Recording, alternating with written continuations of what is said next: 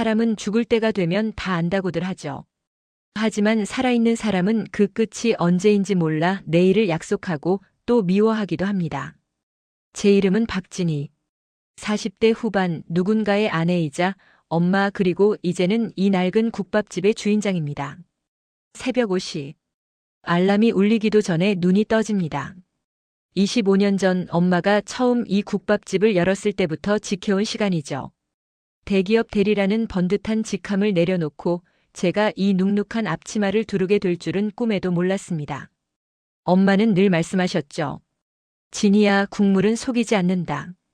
정성을 쏟은 만큼 손님 속을 데워주는 법이야. 하지만 그 따뜻한 국물을 정작 엄마는 제대로 드시지 못했습니다.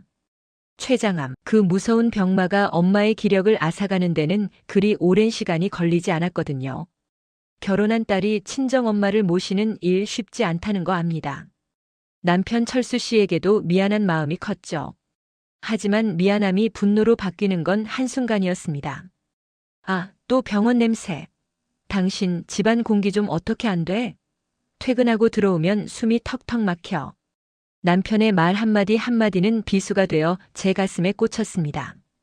20년을 함께 산 남자였는데 아픈 장모를 바라보는 눈빛에는 오직 불편함과 귀찮음 뿐이었죠. 여보, 엄마 들으셔. 말 좀 가려서 해줘. 수발은 내가 다 들잖아. 누가 뭐래? 내가 틀린 말했어? 멀쩡한 사람도 아니고 금방이라도. 에휴 됐다. 말을 말자. 그날 밤이었습니다. 엄마가 마른 손으로 제 손등을 쓸어내렸습니다. 다 알고 계셨던 거죠. 사위의 구박도 딸의 소리 없는 눈물도. 진이야. 내 말 잘 들어라. 가게만 내 게 아니다. 엄마가 시내에 작은 건물 하나 사둔 거 있지? 그것도 다 내 거야. 오빠한테는 내가 미리 말해뒀다. 순간 제 귀를 의심했습니다. 시장통에서 억척스럽게 모은 돈이 건물이 되어 있었다니요. 하지만 그 소식보다 더 무거운 건 엄마의 마지막 당부였습니다. 김서방하고 싸우지 마라. 엄마 때문에 너희 사이 틀어지면 내가 눈을 못 감아. 걔도 악한 애는 아니잖니. 엄마는 끝까지 딸의 안위를 걱정했습니다. 하지만 엄마가 간과하신 게 하나 있었죠. 인간의 욕망은 생각보다 깊고 그 깊이를 알 수 없을 만큼 어둡다는 것을요. 방 문틈 사이로 남편의 눈동자가 보였습니다. 조금 전까지 짜증으로 가득했던 그 눈이 건물이라는 단어가 나오자마자 황금빛 탐욕으로 번뜩였죠. 소름이 돋았습니다. 다음 날부터 남편은 딴 사람이 되었습니다. 어머니께 약을 챙겨드리고 안 하던 안마까지 자처하더군요. 저는 그게 철이 든 줄 알았습니다. 엄마의 기도가 통했다고 믿었죠. 장모님 진작 말씀을 하시지. 제가 건물 시세 좀 알아봤는데 거기가 요새 금싸구려 땅이라네요. 허허, 우리 이제 걱정 없어요. 엄마의 임종도 지키지 않은 채 부동산으로 전화를 돌리던 남편의 뒷모습. 그게 비극의 시작인 줄도 모르고 저는 그저 엄마가 가시는 길이 외롭지 않기만을 바랐습니다. 엄마가 남긴 유산은 제게는 삶의 터전이었지만 남편에게는 배신의 미천이었습니다. 그리고 그 욕망의 불꽃은 이제 막 피어오르기 시작했죠. 엄마의 49제가 끝나기도 전 남편이 처음으로 외박을 했습니다. 그리고 제 휴대폰으로 날아온 낯선 여자의 문자 한 통. 사장님, 김철수 씨가 오늘 저랑 있네요. 건물주 사모님 치고는 눈치가 너무 없으시다. 심장이 발끝까지 떨어지는 기분이었습니다. 엄마가 지키라던 이 가정, 과연 제가 지킬 가치가 있는 걸까요? 내레이션. 이제 죽은 자의 유산이 살아남은 자들의 전쟁터가 되려 합니다. 제가 쥔 이 국밥국자, 이제는 다른 용도로 써야 할지도 모르겠습니다. 돈은 사람을 바꾸지 않는다고들 하죠. 다만 그 사람이 숨기고 있던 진짜 본 모습을 드러내게 할 뿐입니다. 엄마의 유산이 상속되던 날 제 남편 철수 씨는 마치 껍데기를 벗어던진 파충류처럼 낯선 얼굴을 하고 제 앞에 섰습니다. 진이야, 사람이 급이 있잖아. 이제 우리도 건물주 소리 듣는데 언제까지 그 똥차 타고 다닐 거야? 이건 투어야, 투자. 엄마의 49제가 채 지나기도 전이었습니다. 그는 제 동의도 없이 건물을 담보로 수억 원대 외제차를 뽑았습니다. 평생 국밥 국물을 우려내며 굽은 엄마의 허리값이 고작 저 철덩어리였나 싶어 심장이 떨렸죠. 하지만 그건 시작에 불과했습니다. 점심시간 손님이 몰려 발을 동동 구르는 주방 뒤편에서 남편은 골프 연습에 한창입니다. 20년을 함께하며 봐온 성실함은 간대없고 입에는 늘 품위와 격식이라는 단어가 붙어다닙니다. 여보, 손님들 기다리시잖아. 서빙이라도 좀 도와줘. 아, 진희 씨. 나 오늘 골프 모임 있는 거 몰라? 그리고 당신도 이제 그 꾀죄죄한 앞치마 좀 벗어. 건물주 사모님이 창피하게 이게 뭐야? 남편의 눈에 저는 이제 동반자가 아니라 자신의 품격을 떨어뜨리는 방해물처럼 보였습니다. 엄마의 손때 묻은 이 국밥집이 그에게는 하루빨리 치워버리고 싶은 쓰레기였던 걸까요? 저는 이를 악물고 국자를 휘둘렀습니다. 엄마가 지켜온 이 자리를 저마저 놓아버리면 엄마의 인생이 통째로 부정당할 것만 같았거든요. 그러던 어느 날 남편이 웬 젊은 여자를 데리고 가게로 들어왔습니다. 26, 제 딸아이와 몇 살 차이 나지도 않는 앳된 얼굴의 지아였습니다. 인사해. 내 아는 후배 동생인데 사정이 딱해서 여기서 일 좀 시키려고. 당신 맨날 힘들다며? 사정이 딱하다는 그 아이의 손목에는 제 평생 가져본 적 없는 수백만 원짜리 팔찌가 채워져 있었습니다. 지아는 저를 향해 싱긋 웃으며 말하더군요. 잘 부탁드려요, 사장님. 제가 눈치는 빠르거든요. 지아가 들어온 뒤로 가게 공기는 얼음장처럼 변했습니다. 손님 접대는 뒷전이고 남편만 오면 쪼르르 달려가 콧소리를 내는 지아. 제 안의 불길한 예감은 틀린 적이 없었습니다. 가게 뒤편 창고에서 들려온 두 사람의 속삭임은 제 세상을 무너뜨렸습니다. 자기야, 저 아줌마 언제까지 저러고 있게 놔둘 거야? 그냥 건물 팔고 우리끼리 크게 하나 하자니까? 조금만 참아, 지아야. 저 여자가 고집이 세서 그래. 내가 조만간 정리할 테니까 갖고 싶은 거 있으면 말만 해. 응? 내 남편이 우리 엄마의 피 같은 돈으로 다른 여자에게 선물을 사주고 심지어 저를 저 아줌마라 부르며 정리를 논하고 있었습니다. 그 순간 제 머릿속엔 엄마의 마지막 유언이 스쳐 지나갔습니다. 김서방 악한 애는 아니잖니. 엄마 틀렸어요. 엄마가 사랑으로 보듬으려 했던 사위는 이미 욕망에 눈이 먼 괴물이 되어버렸습니다. 남편이 씻으러 들어간 사이 저는 떨리는 손으로 그의 지갑과 휴대폰을 뒤졌습니다. 차마 눈 뜨고 볼 수 없는 사진들과 메시지들. 오빠, 어제 호텔 너무 좋았어. 다음엔 그 가방 꼭 사주는 거지. 남편의 답장은 더 가관이었습니다. 당연하지. 우리 지아 하고 싶은 거 다 해. 건물 팔면 아파트 하나 해줄게. 제 손에 쥐어진 건 차가운 종이 몇 장이었지만 그 무게는 천근처럼 무거웠습니다. 눈물조차 나오지 않았습니다. 대신 심장 깊은 곳에서 아주 차갑고 단단한 무언가가 솟아올랐죠. 철수 씨, 당신은 오늘 선을 넘었어. 우리 엄마 인생을 담보로 그런 짓을 벌여? 그래, 마음껏 써봐. 당신이 쓴 그 돈 한 푼이 나중에 당신 목을 죄는 밧줄이 될 테니까. 내레이션. 저는 그날 밤 20년의 결혼 생활을 제 손으로 끝내기로 결심했습니다. 하지만 그냥 물러나지는 않을 겁니다. 엄마의 유산을 탐낸 대가가 얼마나 처절한지 뼈저리게 느끼게 해줄 겁니다. 오빠, 나야. 이제 시작해야겠어. 김서방, 제대로 한번 무너뜨려 보려고. 벼랑 끝에 서본 적 있으신가요? 내 발밑이 낭떠러지라는 걸. 알면서도 등 뒤에서 밀어붙이는 손길 때문에 한 발짝 더 내디뎌야 하는 그 기분. 저는 오늘 제 인생에서 가장 잔인한 연극의 관객이자 주인공이 되려 합니다. 가게 안은 평소와 다름없습니다. 구수한 육수 냄새가 진동하고 손님들의 숟가락 부딪히는 소리가 정겹죠. 하지만 제 시선은 자꾸만 홀 구석, 남편과 지아가 마주 앉은 테이블로 향합니다. 지아는 이제 대놓고 제 눈치를 보지 않습니다. 오히려 제가 들으라는 듯 목소리를 높이죠. 오빠, 나 어제 백화점에서 본 그 코트 말이야. 그거 한정판이라 오늘 안 가면 다 팔린대. 어떡하지? 남편 철수 씨는 제 눈치를 보는 척하더니 이내 지아의 손등을 톡톡 두드려줍니다. 걱정 마. 내가 누구냐? 이 건물 주인 아니야? 이따가 브레이크 타임에 같이 가자. 사장님 허락 따위 필요 없어. 저를 사장님이라 부르며 비웃는 남편. 제 손에 든 식칼이 파르르 떨립니다. 당장이라도 달려가 그들의 면상에 소금물이라도 끼얹고 싶었죠. 하지만 참아야 했습니다. 지금 터뜨리면 그저 질투에 눈먼 아줌마가 될 뿐이니까요. 저는 더 완벽한 파멸을 원했습니다. 사장님, 저 잠시 외출 좀 다녀올게요. 남자친구가 맛있는 거 사준다고 해서요. 지아 씨, 지금 한창 바쁜 시간인데? 그리고 그 가방, 지난번보다 더 좋은 거네? 제 물음에 지아는 기다렸다는 듯 가방을 가슴팍으로 끌어올립니다. 어머, 알아보셨네? 남자친구가 건물주거든요. 제가 조금만 힘들다고 하면 자다가도 일어나서 이런 걸 사와요. 사장님은 참 안 됐다.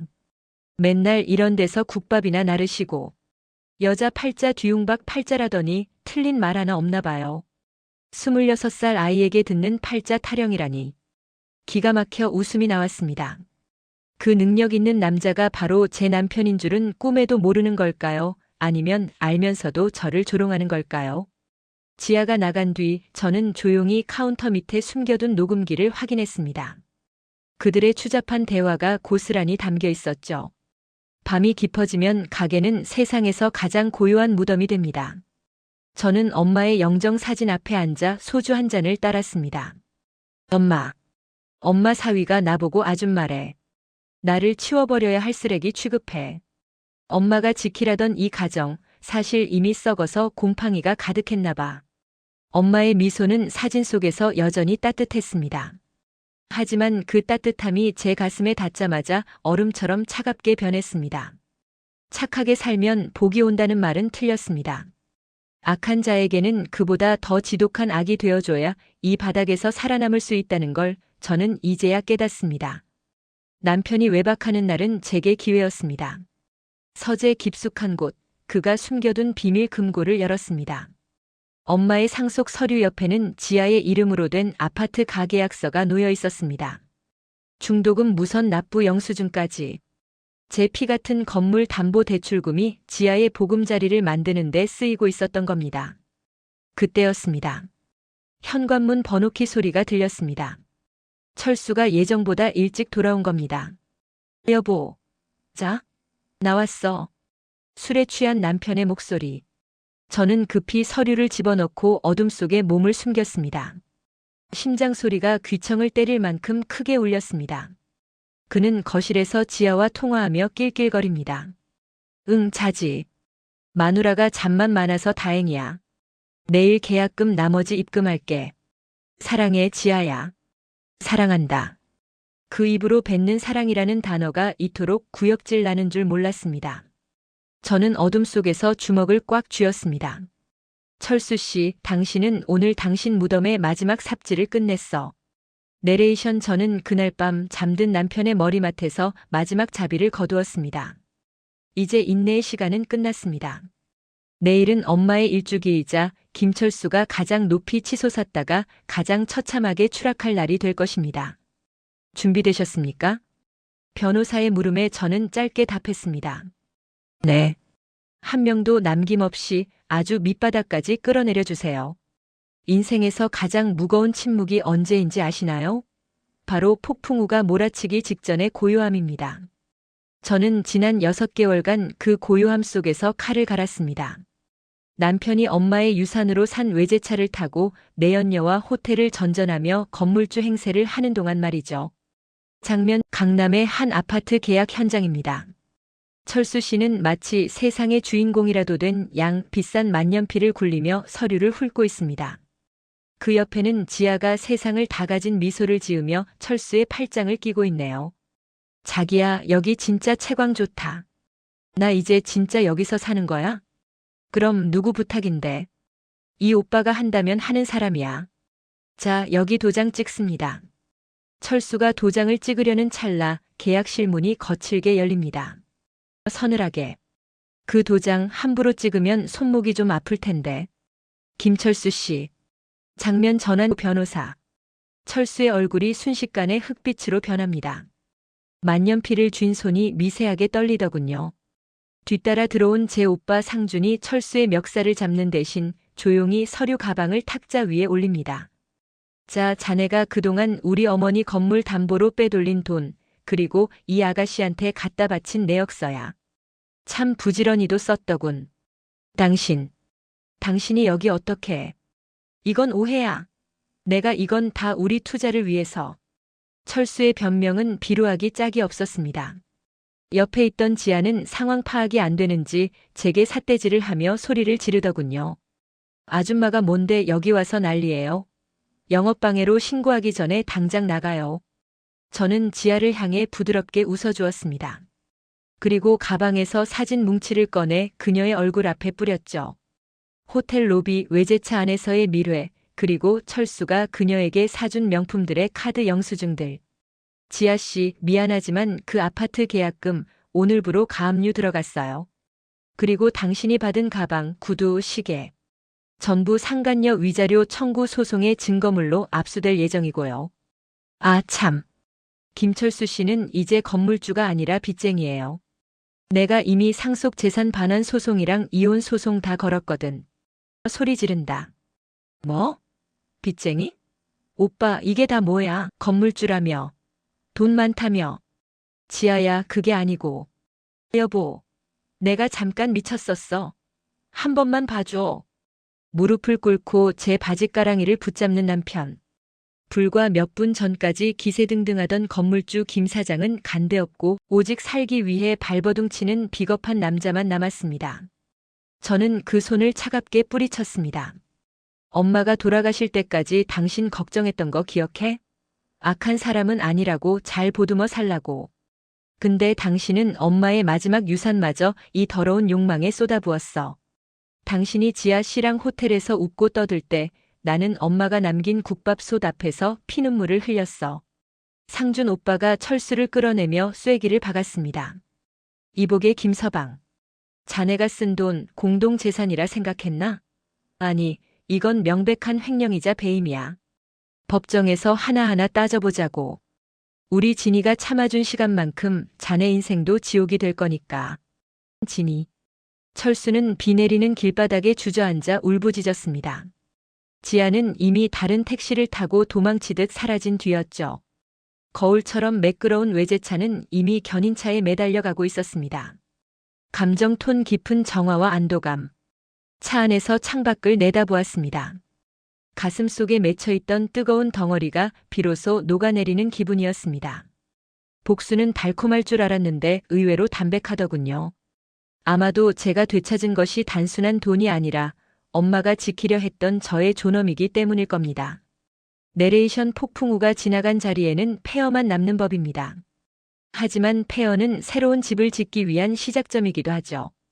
저는 이제 김철수의 아내가 아닌 박술래의 딸 박진희로 돌아가려 합니다. 내부. 가게 안은 정적 속의 따뜻한 기운이 감돕니다. 내일부터는 다시 가마솥을 올리고 육수를 끓여야겠죠. 남편이 휩쓸고 간 상처는 깊지만 엄마의 레시피는 여전히 제 손끝에 남아 있습니다. 이제 마지막 정리가 남았습니다.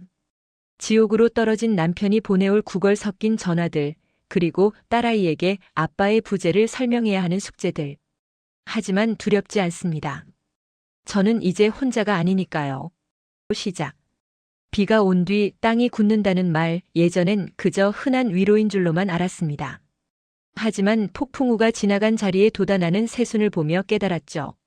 무너진다는 건 다시 쌓을 기회를 얻는 것이라는 걸요. 오늘 저는 제 인생의 두 번째 개업식을 준비합니다. 진이. 철수 씨와의 이혼은 생각보다 담백하게 끝났습니다. 법정에서 만난 그는 수척하다 못해 초라한 모습이었죠. 그토록 집착하던 명품 시계와 외제차 대신 낡은 점퍼 하나를 걸친 채 제 눈을 피했습니다. 양육권과 위자료 그리고 엄마의 소중한 건물까지.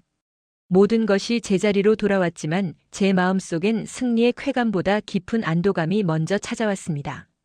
망설이는 철수의 떨리는 손. 철수 씨는 요즘 공사 현장을 전전하며 산다고 들었습니다. 지아 씨요? 그 아이는 철수가 빚쟁이가 되자마자 미련 없이 떠났다고 하더군요. 욕망으로 맺어진 관계는 그 욕망이 사라지는 순간 모래성처럼 허물어지기 마련입니다. 감정톤 씁쓸하지만 담담하게. 가끔 밤늦게 모르는 번호로 전화가 옵니다. 받지 않아도 알 수 있죠. 하지만 저는 더 이상 그 번호를 누르지 않습니다. 그건 미련이 아니라 제 인생에 대한 예의니까요. 옆에는 중학생이 된 딸 서윤이가 수저를 놓고 있다. 엄마, 오늘 국물 냄새 진짜 좋다. 할머니가 해주시던 거랑 똑같아. 딸 서윤이의 한마디에 가슴 한구석이 찡해집니다. 아빠의 부재를 겪으며 훌쩍 커버린 아이. 서윤이에게 아빠의 배신을 어떻게 설명해야 할지 참 많이 고민했습니다. 하지만 아이는 생각보다 단단했습니다.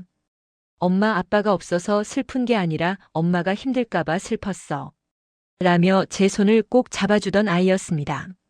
국밥 한 그릇을 정성스럽게 놓는다. 엄마 나왔어. 김서방은. 결국 그렇게 됐네.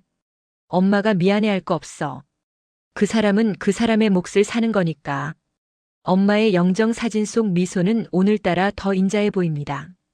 엄마가 남긴 건 건물이 아니라 어떤 시련 속에서도 다시 일어날 수 있는 국밥. 한 그릇의 힘이었다는 걸 이제야 알 것 같습니다. 뜨끈한 국물로 누군가의 속을 데워주는 일이 제 남은 인생의 소명이라는 것도요. 진이의 손. 자, 이제 문을 엽니다. 다시 가마솥에 불을 지피고 정성을 다해 손님을 맞이할 시간입니다. 제 앞치마는 여전히 고기 냄새와 육수 증기로 가득하지만 지금의 저는 그 어느 때보다 빛나는 옷을 입고 있습니다. 내레이션 혹시 지금 배신의 상처로 혹은 막막한 현실로 눈물 짓고 계신가요?